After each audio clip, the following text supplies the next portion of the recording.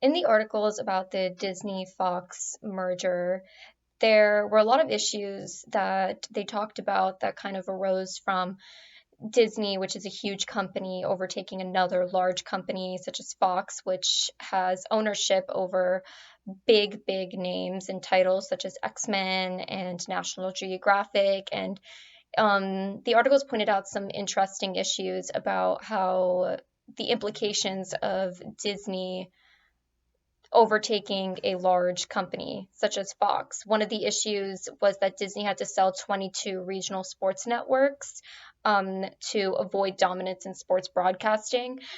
Disney already has ownership over ESPN, so the fact that if they did own the 22 other regional sports networks, they would have had almost complete dominance over sports broadcasting, and most of the sports broadcasting would be coming from Disney related companies. So that would mainly, a lot of people would be getting their information possibly unknowingly from only Disney companies.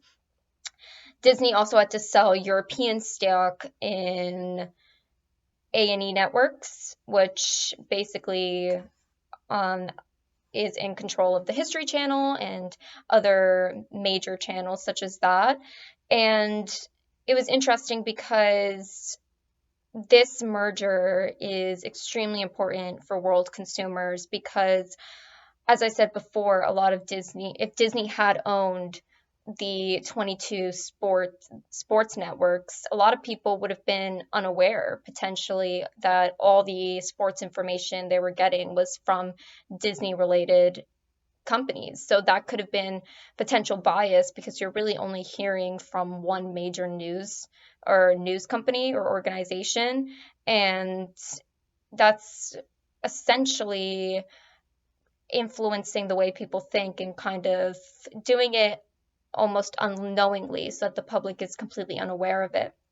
And another issue with this is that Disney had to get approval from European nations, and the approval was pretty simple in the articles they said, but it's an issue because only core nations essentially were in charge of approving this Disney merger. So there's no consideration for how this merger could essentially impact developing countries, and it's only seen how it could impact the core nations, essentially. To answer the second question, I looked at how Trump's recent his recent test positive of COVID would impact the election in 2 weeks.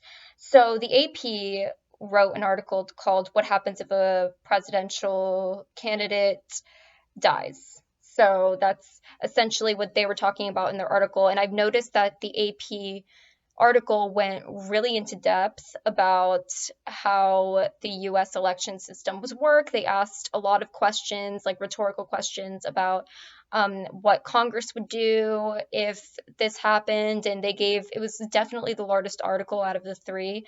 And they gave a lot of in-depth analysis as if they were almost appealing to an American audience, as if they were educating people who already had some type of background in the American governing system. So I definitely noticed that contrast, especially against the AFP, which wrote a relatively similar article, which was called "What Happens if a US Presidential Candidate Exits the Race?" And their answers were much more precise. They were a lot smaller. They were very down to the point. They would ask questions and then answer with 2 words, which was very conversational in a way, more informal, and very